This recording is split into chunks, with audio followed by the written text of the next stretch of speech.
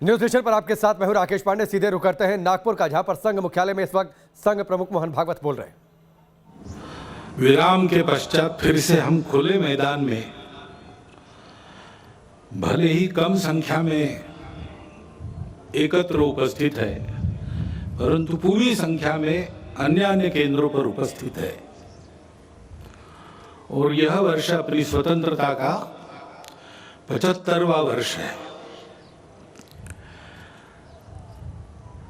15 अगस्त 1947 में को हम स्वतंत्र हुए।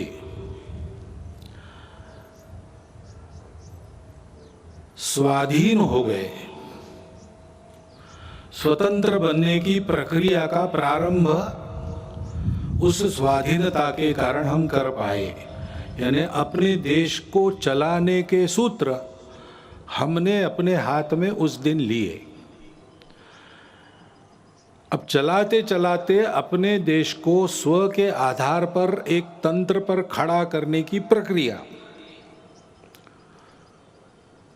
वो चल रही है। क्योंकि स्वतंत्रता क्यों चाहिए, इसके बारे में भी अपने देश में संघर्ष हुआ। स्वतंत्रता के लिए संपूर्ण भारत में समाज के सभी वर्गों से, देश के सभी क्षेत्रों से लोगों ने परिश्रम किए, संघर्ष किए, बलिदान दिए, त्याग और बलिदान के हिमालय खड़े किए। स्वतंत्रता और परतंत्रता, इसके बारे में सबकी कल्पनाएं समान सी थी।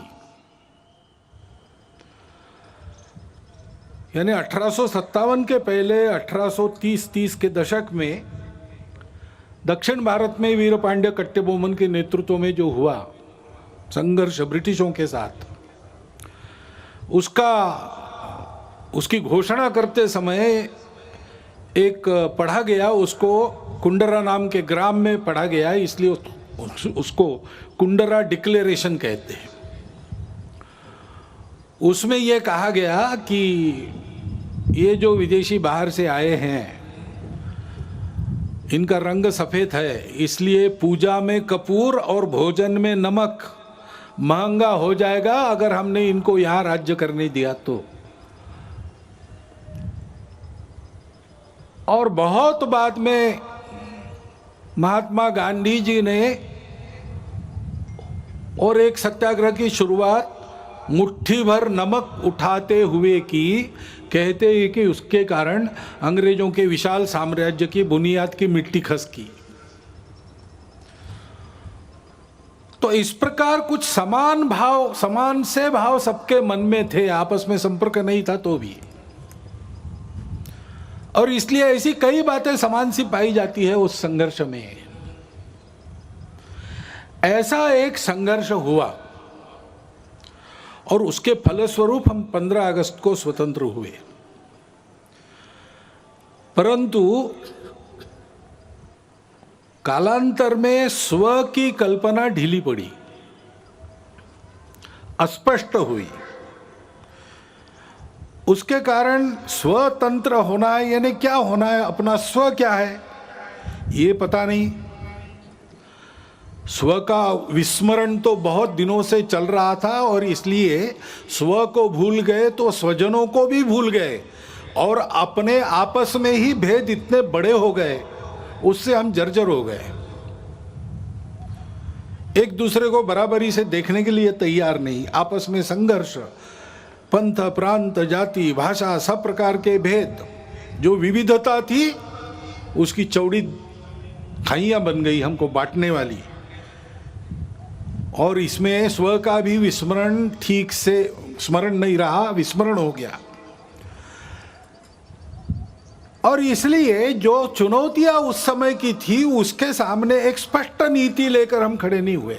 कभी इधर कभी उधर ऐसी ढुलमुल बात चली, इसका लाभ विदेशियों ने लिया। और जिस दिन हम स्वतंत्र हुए उस दिन स्वतंत्रता के आनंद के साथ साथ एक अत्यंत दुर्धर वेदना भी हमने अपने मन में अनुभव की। वो टीस अभी तक गई नहीं है, अपने देश का विभाजन हुआ।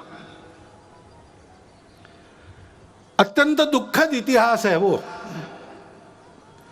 परंतु उस इतिहास के सत्य का सामना करना चाहिए, उसको जानना चाहिए। जिस शत्रुता और अलगाव के कारण विभाजन हुआ उसकी पुनरावृत्ति नहीं करनी है। उसकी पुनरावृत्ति टालने के लिए और खोई हुई हमारी अखंडता और एकात्मता को वापस लाने के लिए उस इतिहास को सबने जानना चाहिए, विशेषकर नई पीढ़ी ने जानना चाहिए, क्योंकि अब जो पीढ़ी है वो उसके बाद उसने जन्म लिया है, उसको जानना चाहिए ताकि उसकी पुनरावृत्ति न हो, खोया हुआ वापस आ सके, खोए हुए बिछुड़े हुए वापस गले लगा सके। परंतु इस प्रकार की एकात्मता और अखंडता की पहली शर्त रहती है भेद रहित समताधिष्ठित समाज।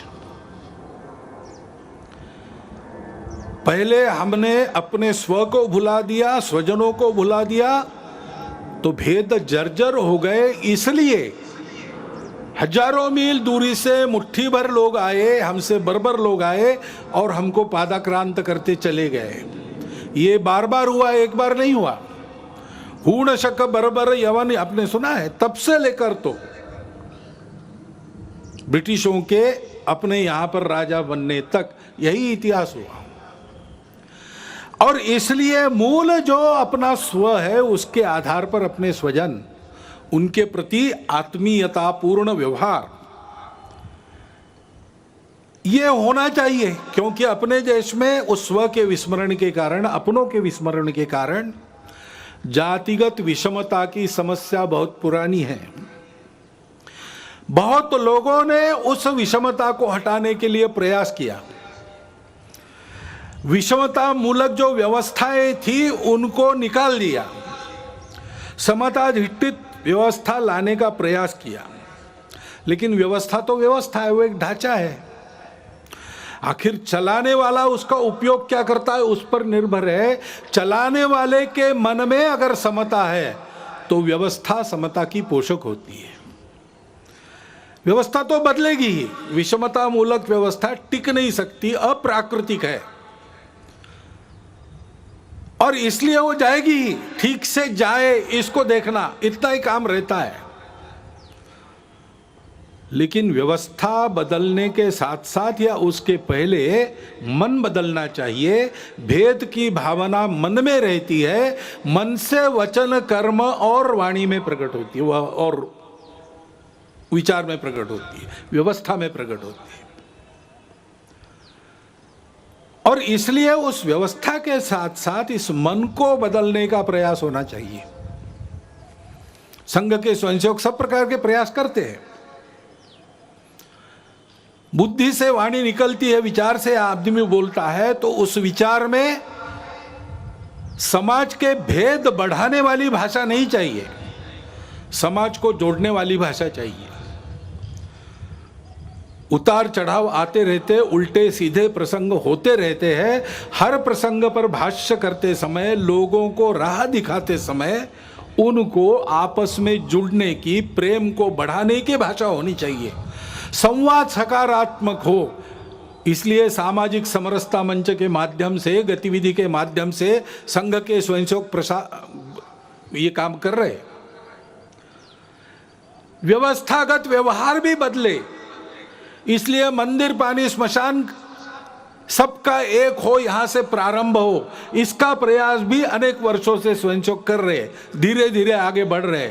सब प्रांतों में प्रयास चल रहा है। परंतु मन से जाने के लिए तो मिलना पड़ेगा, बातचीत होनी पड़ेगी, अनौपचारिक बातचीत होनी पड़ेगी। और इसलिए पर्व त्योहारों में आपस का मेलजोल, मिलजुल कर जयंतियां, पुण्यतिथियां, विशेष उत्सव इनको करना। जैसे समाज मिलता जुलता है, वैसे परिवार भी समाज के विभिन्न वर्गों के आपस में मित्रता करे। आना जाना, उठना बैठना, पर्व त्योहारों पर एक दूसरे के घर जाना परिवार सहित, परिवार सहित घर पर बुलाना, इस प्रकार के अनौपचारिक पारिवारिक संबंध उत्पन्न हो, ये काम संघ की शाखाओं के माध्यम से और सामाजिक समरसता मंच नामक गतिविधि से संघ स्वयंसेवक कर रहे हैं, क्योंकि भेद रहित समताधिष्ठित समाज स्वातंत्र्य के टिकने की गारंटी है और राष्ट्र के एकात्मता का अधिष्ठान है। भारत की अखंडता और एकात्मता की ये जो श्रद्धा है, वो कोई नई बात नहीं है, भारत में चलती आई हुई बात है।